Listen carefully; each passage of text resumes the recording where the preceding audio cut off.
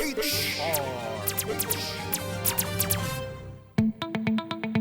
problema ka ba sa batas? Hihimayin yan ng kumpanyera ng bayan. Attorney Cheryl Adami Molina, si Attorney Cam sa Usapang Legal. Usapang Legal.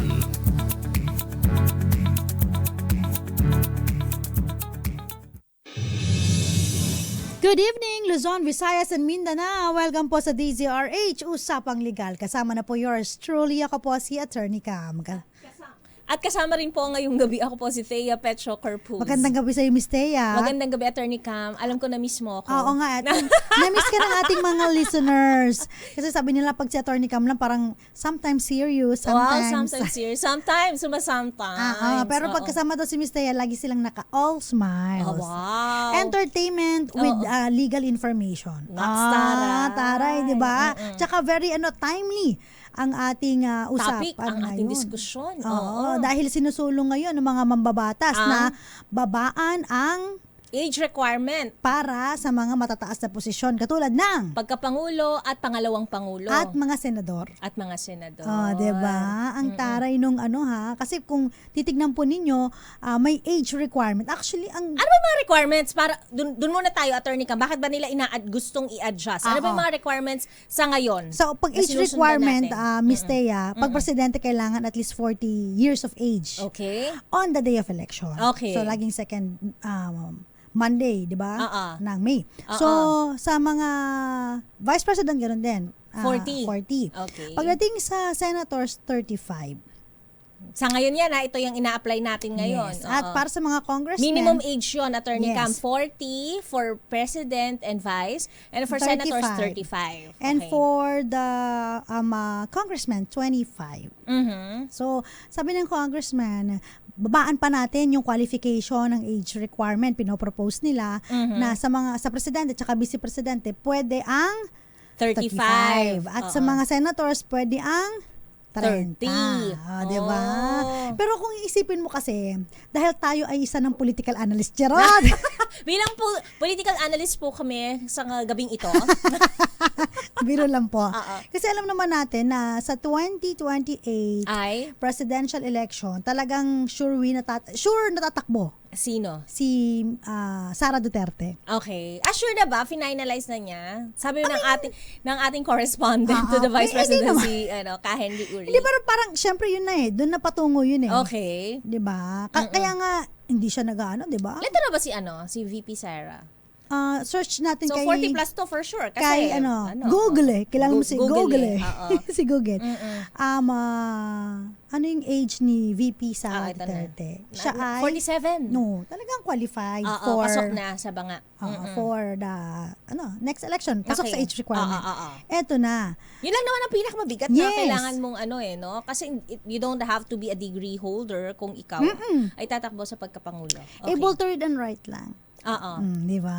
Karamihan ng sa ating gobyerno, able to read and write. No educational requirement. Okay. Pero alam mo sa ibang bansa, parang ganun din siya. Pero sa mga bumuboto, mas gusto nila hinahanap nila yung may natapos. Oo. May napatunayan sa buhay. Yes. Hindi action star, mga ganun. Correct. Oo. Hindi yung mga kilalang Hindi yung artehan lang tayo pagdating sa boxing star, ganun. mga Pag-upo nila, ganyan. ganun. Hindi, meron din mga ganun. May Yung mga, mga sports, entertainers din. Oo. Arnold Schwarzenegger. Yan, di ba? Diba? Sa US. Governor siya dati ng California. Kanya-kanya kasing trip yan Sabi nga dun sa may, di ba sabi nga trip lang, Attorney Cam? Sabi kanya-kanya trip, walang basagan ng trip, di Sa ba? bagay. Ganun. Karapatang pantao naman ang pagboto So wala talaga tayong control over that. Alam mo naman dito, by popularity ang nangyayari. Pinakamalakas sa palakpakan. Easy, go! Saan ang darating pinakamalakas mo ingay? Sa darating po na halala. Sino na naman to? Kakalimutan. Miss Thea Petro Corpus. Thea Petro Corpus lamang at Pasok! pasok na pasok. Kaya ito na ang aking, ito ang aking proposal. Yeah.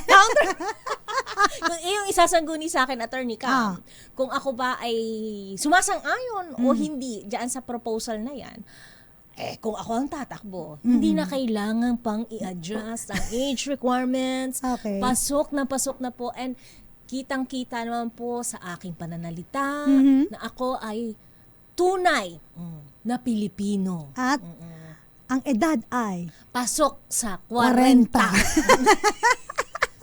Pasok na po. Opo. Hindi nahihiya to, ha? Opo, hindi talaga. Kasi pag 40 ka, Oo, parang ayaw 40. mo sabihin, lalo Ngayon, hindi especially na. girls. Hindi. Alam mo naman ako, very vocal ako sa very honest ako forever sa aking edad eh. Kasi diba? pag after mo ng 40, babalik ka na, 39, 38. Tagal ko na napako attorney cam sa 25, di ba? So it's about time Ay, na talaga taray. mag-40 na ako.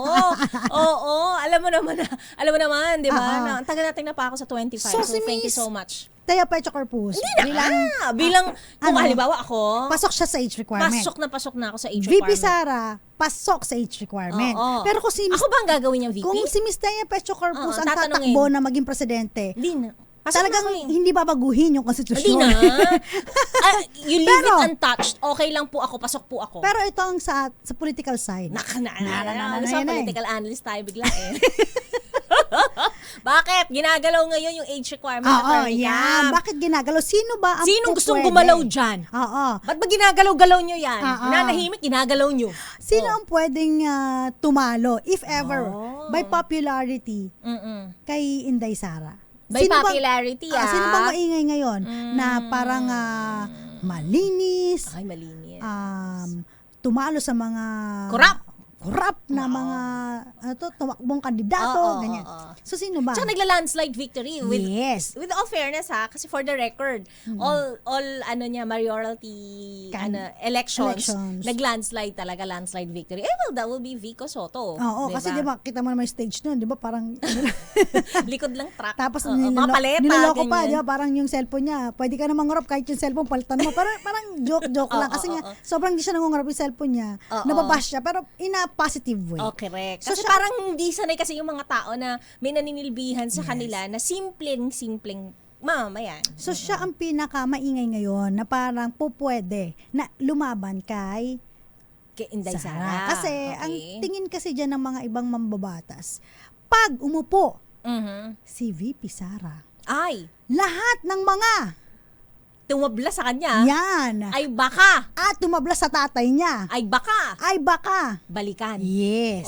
andun yun Kaya eh. ba talaga ang politics, attorney Cam? Hindi, Wala tayo, hindi ito- na tayo natapos-tapos sa rigodon na to. Ganun talaga ang politika eh. Yun talagang pinag-uusapan eh. Oo. Kung ikaw ba naman eh, Ano? isa ka sa mga tumabla sa kanya, Oh. tapos magiging uupo siya next.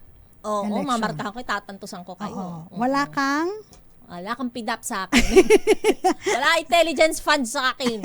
Oo, Ay, diba? hindi naman. Ano? Ito naman yung mga ano lang, haka-haka. Haka-haka lang. Ang mga, Tatali-talinuhan lang po kami for today's episode. For tonight's today's video. episode. For today's video. Hindi, pero kasi attorney Cam, I understand din naman. Siguro, isa sa mga motibo, ayan, isa sa mga layunin kung bakit gustong pabatain. Teka lang muna, sige. hindi pa tayo tapos sige. eh. Ay, di ba ba? Doon Talaga pa tayo, mainit ako kay Vico muna. So, si Vico na nga ang nakikita nila. Ilang taon si Vico ngayon? 36. 36 years old. Okay.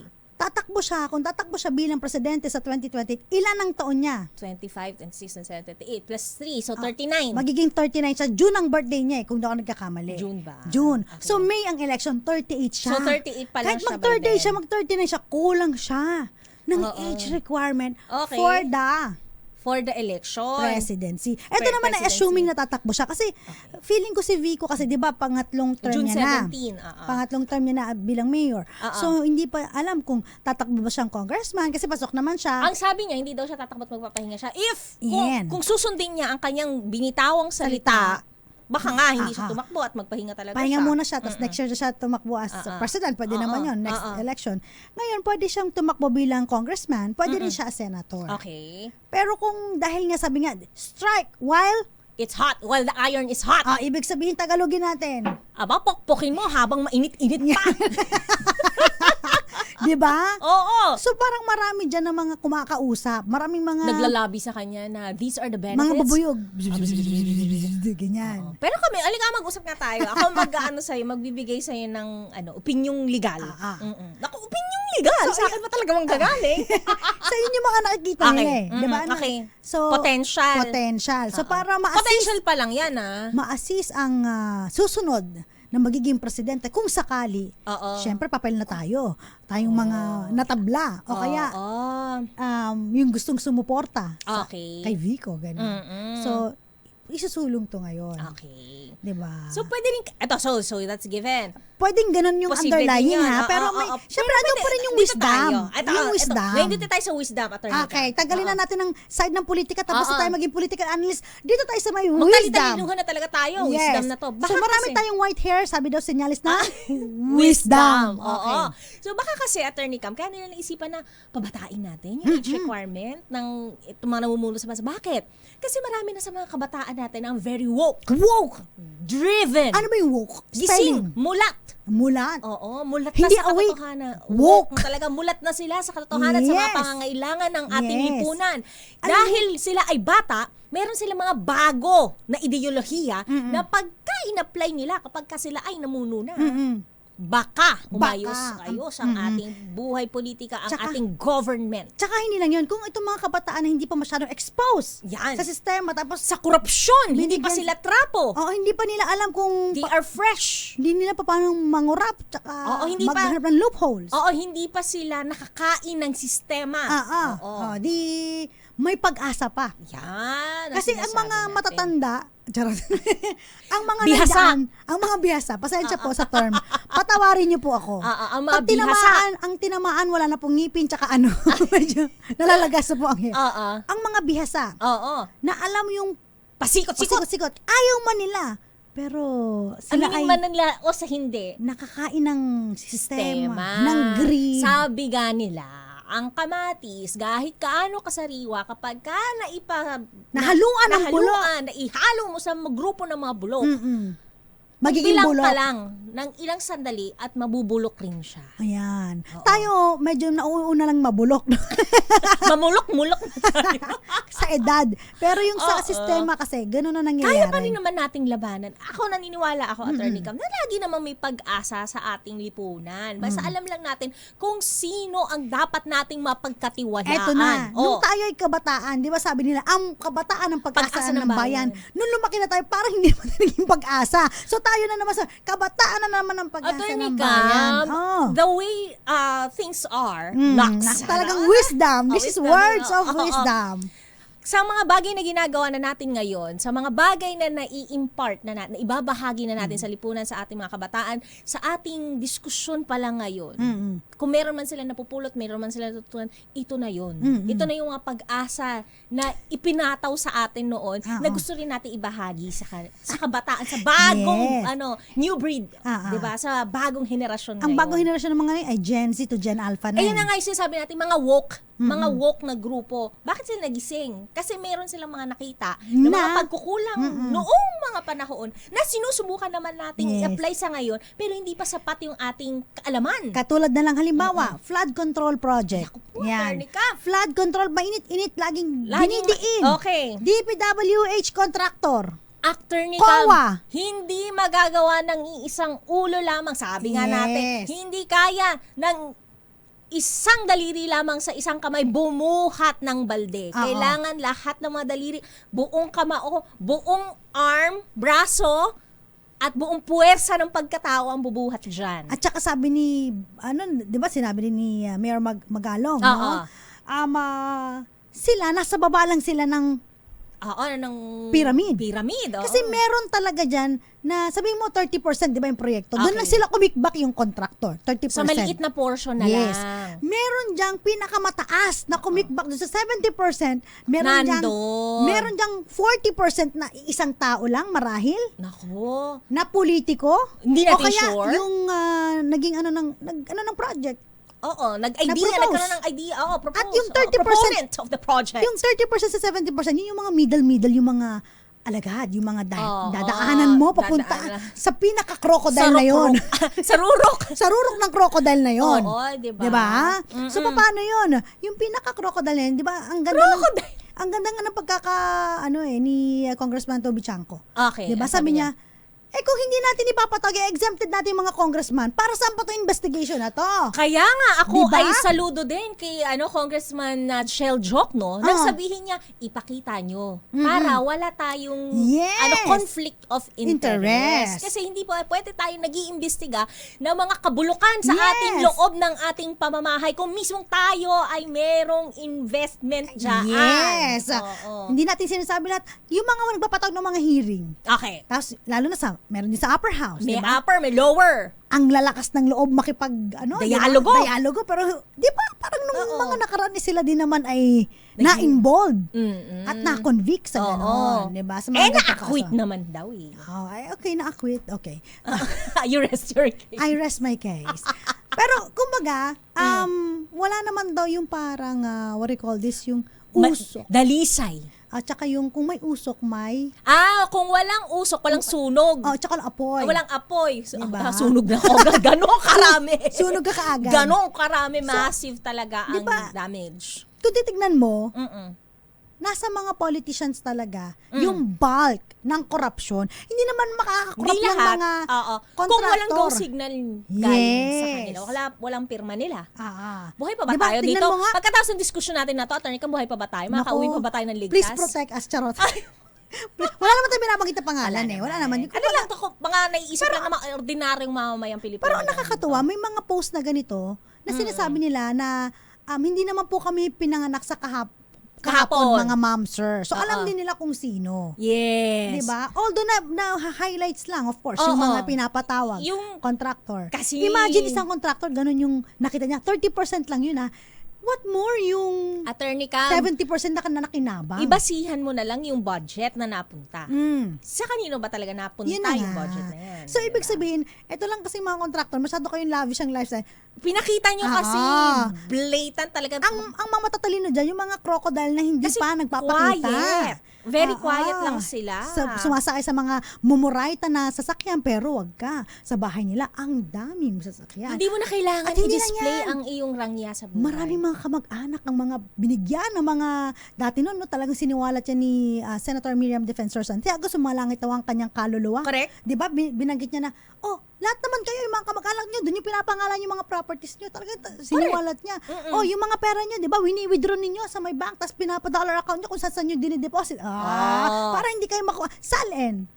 Kasi nga, kailangan, you have to protect also yung papel, Yes. 'di ba? Mga paper trail mo, hindi pa pwedeng kitang-kita. Marami pa tayong pag-uusapan, pero babalik po tayo. Sana marami pa tayong buhay, sana malapusa tayo. Huwag niyo pong i-harm yung aming. Wala, Amin ito nag-uusap-usap naman lang naman tayo. Pag-uusap lang naman. Bilang mamamayang Pilipino. Actually, kahit hindi nga isang abogada, tsaka ikaw ay isang... Oo. Kahit hindi usapang illegal, o usapang legal man ito. Pareho ang sentimiento ng mga tao. Oo. Kailangan natin ng pagbabago. Kailangan natin ng katotohanan sa At mga alam bagay nila na ito. hindi na bobo ang mga Pilipino. Oo. Hindi na sila yung bobo na laging naniniwala sa ganito. Oo. Sabi mo nga, Nag-iisip. woke na sila. Woke na. Mulat. Ayan, laki ng Dilat. mata. Kasama pa rin po, babalik po tayo. Ako po si Attorney Cam. Ako po si Thea Petro Carpuz. Oras po natin. Alas 7:02 ng gabi.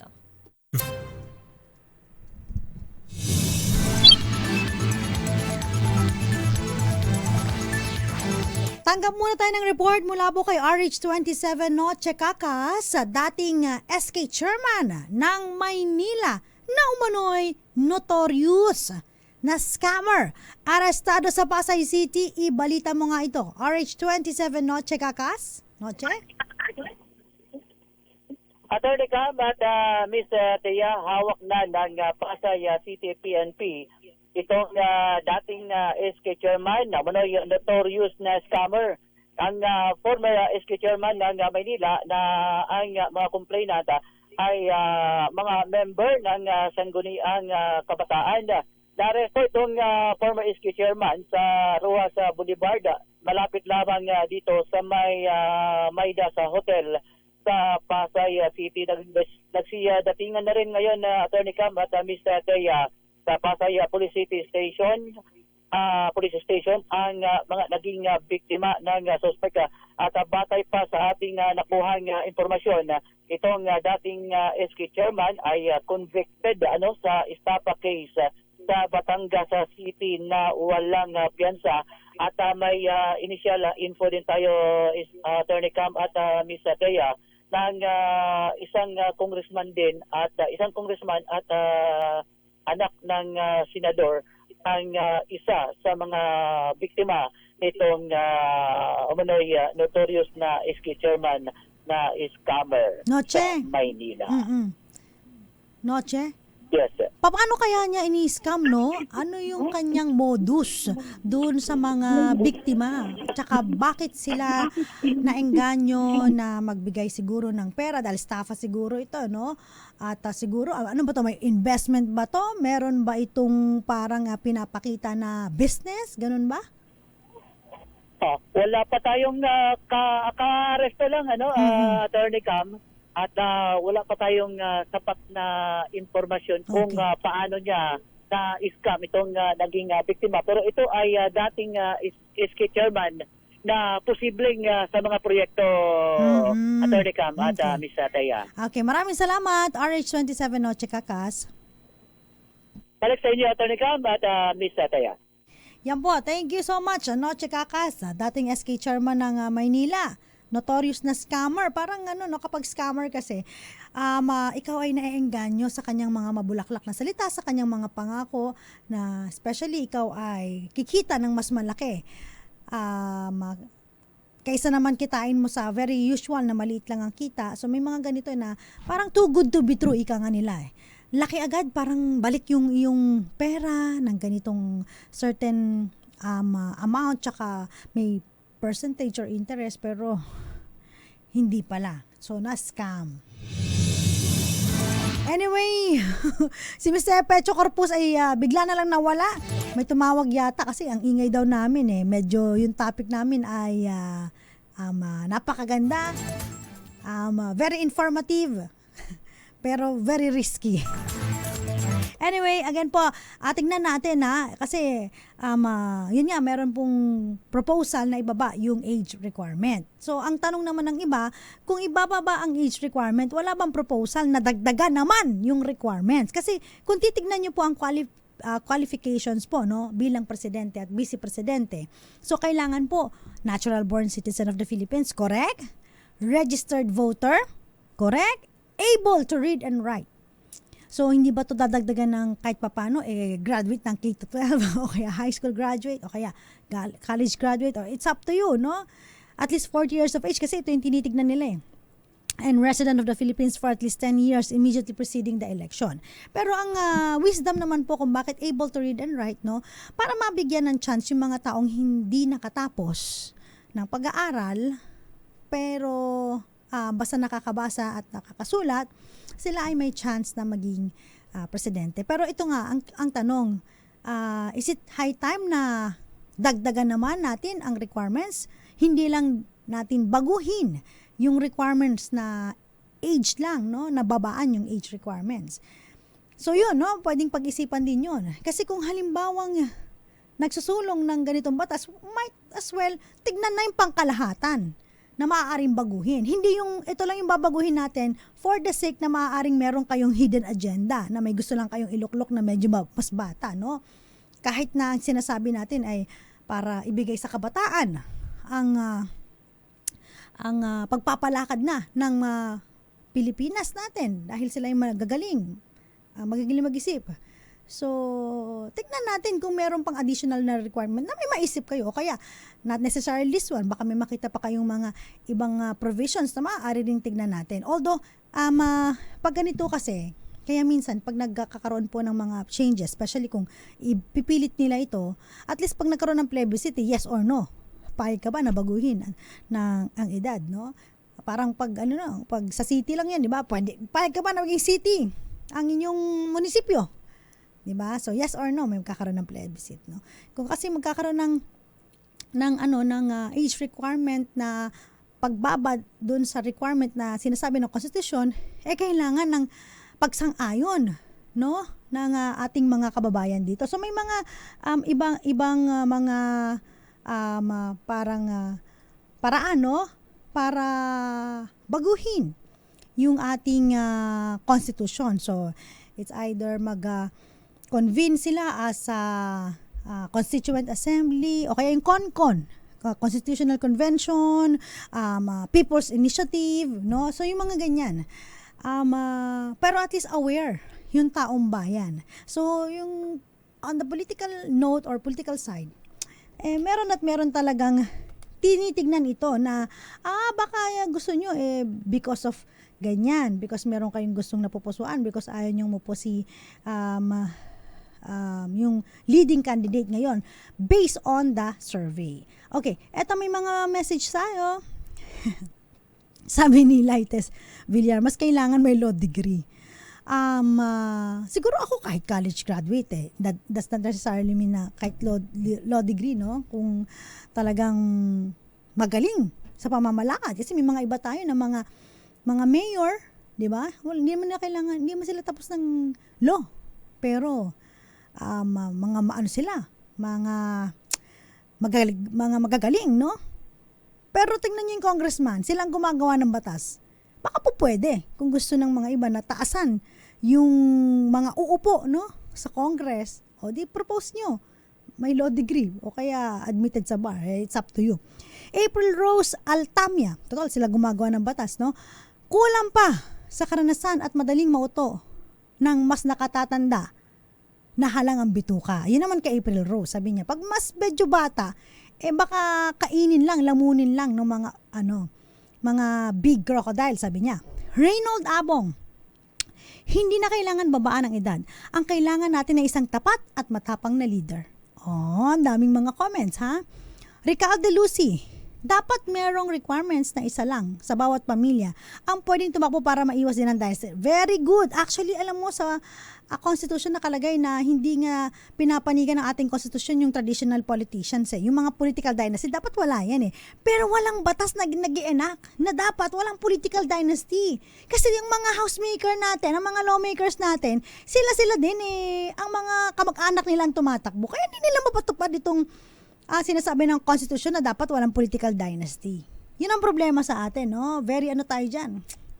Very daming mga pwedeng solusyonan, pero dahil namumuno na yung parang greed, hindi naman natin sinasabi na masama ang political dynasty, kasi meron at meron pa rin na sabi nga nila ay may political dynasty na maayos naman pamamalakad. Pero it's just that okay na doon na tayo.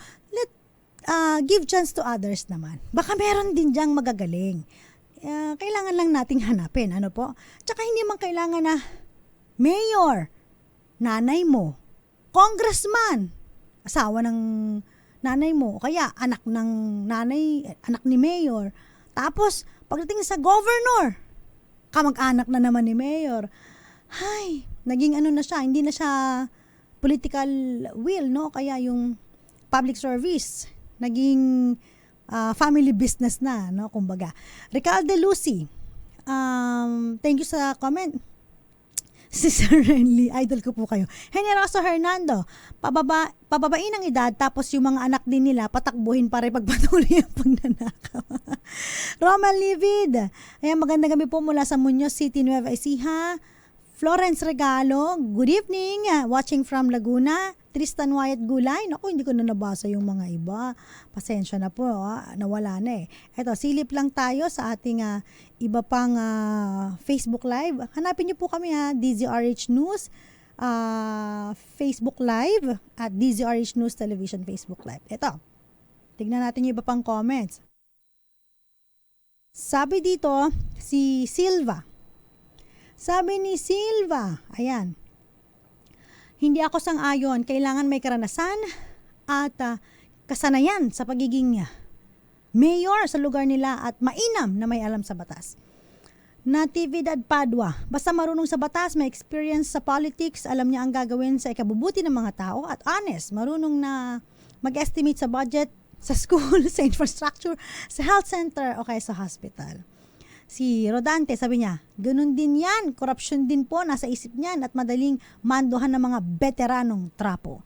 Pag-isipan nyo na lang na alisin ang impeachment, pag nangurap ang politiko, kulong agad. Basta may malakas na katibayan, wag na padaanin sa Senado at sa Kongreso kasi madali din naman silang tapalan ng pera. Yung kanyang sa loobin medyo may hugot, ha? Si Al Raji, sabi niya, dapat ibahin ang requirement sa pagkapangulo. Dapat may law degree holder, tsaka okay na yung 35 na age requirement sa pagkapangulo. May mga magkakapareho ng komento. Pero bago yan, ilan munang paalala, dyan lamang po kayo, babalik po ang DZRH Usapang Legal. Kasama pa rin po yours truly. Ako po, si Attorney Cam. Oras po natin, 20 minuto makalipas ang 7:00 ng gabi.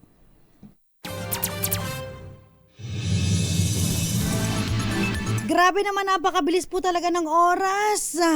Parang bitin na bitin tayo, pero shoutout muna tayo kay Melvin Letrodo, kay Joy Garimba, watching from Michigan. Sabi niya, dapat, alam niyo po, Attorney Cam and Ms. Thea, ang dapat baguhin ay hindi ang saligang batas, kundi ang ugali ng mga halos lahat ng mga botanteng Pilipino na huwag po talaga iboto ang mga korap. Yan. Grabe no, talagang pinagbabawal sa ating COMELEC rules na bawal po ang vote buying, pero rampant pa rin eh. Laki pa rin ng bayaran eh, no? Tapos, sabi nga ng kakilala ko kunin ang,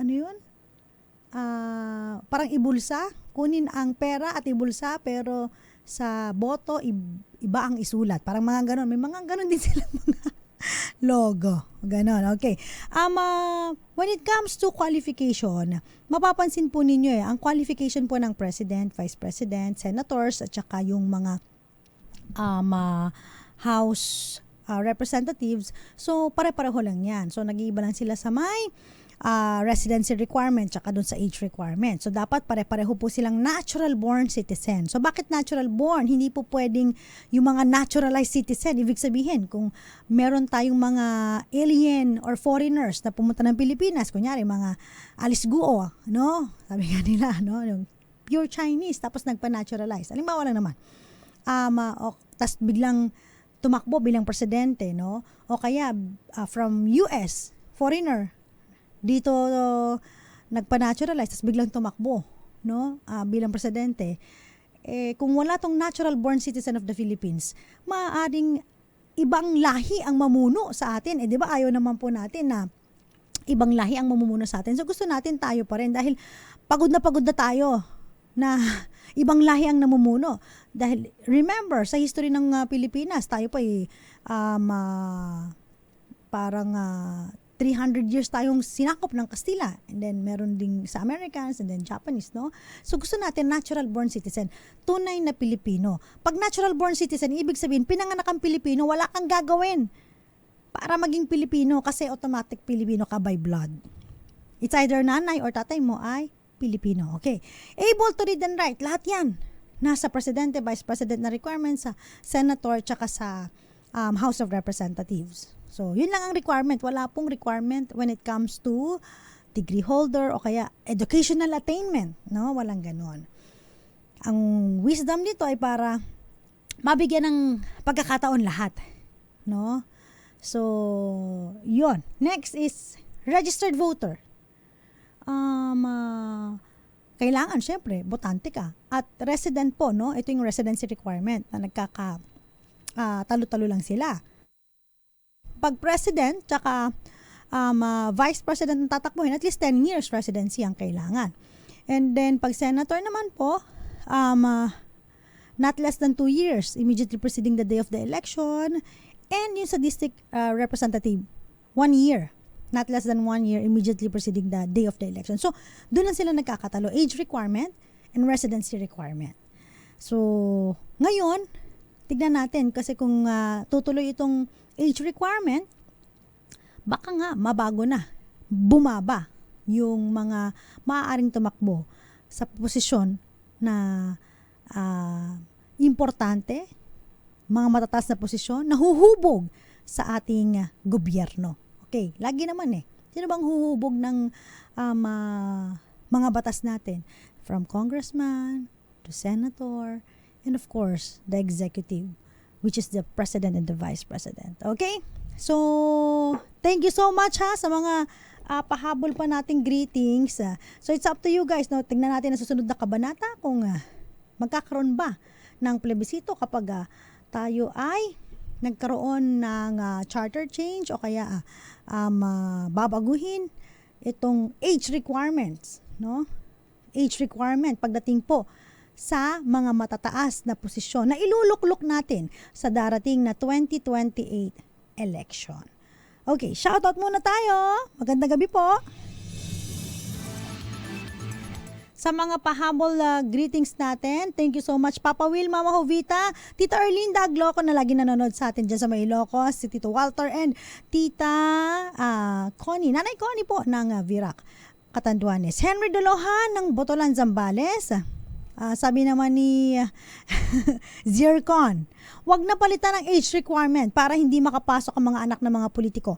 Para mapalitan sila at maging dynasty lang. Sa mayor, kailangan daw, sabi niya, ito ano lang daw, suggestion niya, kailangan PMA grad.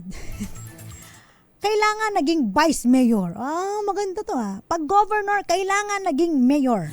Congressman, kailangan may law degree. Pwede rin kailangan naging governor na. Senador, college degree, PMA grad, kailangan dumaan sa pagiging governor. Vice President, kailangan dumaan sa pagiging senator. At President, kailangan dumaan sa pagiging Vice President. So may hierarchy ang gusto niya na idagdag sa requirement. No? Nakakaloka Ang ganda rin to Zircon. Si Esrab Andal. Sabi niya dapat talaga patayin na, tanggalin na ang political dynasty na yan para lahat makapagsilbi sa bayan. Yung iba naman na gustong manilbihan sa bayan, hindi yan puro sila na lang lagi na ang nakaupo sa posisyon. So tama naman kung gusto mo talaga magsilbi, hindi mo naman kailangan na ikaw ay laging nasa posisyon. May advantage, pero kung gusto mong tumulong talaga, it doesn't necessarily mean na kailangan ikaw ay yung nasa posisyon para tumulong. Si Laitas Alap, magandang gabi po. Belen Rivera, family business na po ang mga politiko dito sa Pilipinas. Right. Florante Junior, watching from Greece. Good evening. At Peter Lynn Sanchez nanonood po sa may Jeddah. Ang kailangan yung tapat manungkulan, sawang-sawa na mga tao. Walang pagbabago, puro tirahan ang politika. That's true. Agree. Sabi naman ni Laites, depende naman po sa persona. Mas kailangan may degree, kung SG nga, college grad Okay. Tama. Kung security guard nga, kailangan daw college graduate. Maraming salamat sa pagtutok. Nakasama niyo po ako every Mondays, Wednesdays, and Fridays. Ako po si Attorney Cam. Pwede niyo po akong search sa TikTok. Like niyo rin po, Attorney Cam, ATTYCAM. Thank you so much. At susunod na po ang Usapang Pangkalusugan, ang Lunas at Lunas Extension. Nakasama po ninyo para sa DZRH Usapang Legal. Huwag kakalimutan Attorney Cheryl Adami Molina. Hindi tatakbo bilang politiko. Pero nagpapaalala na laging makinig sa DZRH, ang kauna-unahang radyo sa Pilipinas. Una sa Pilipinas, una sa Pilipino. Oras po natin, 7:31 ng gabi.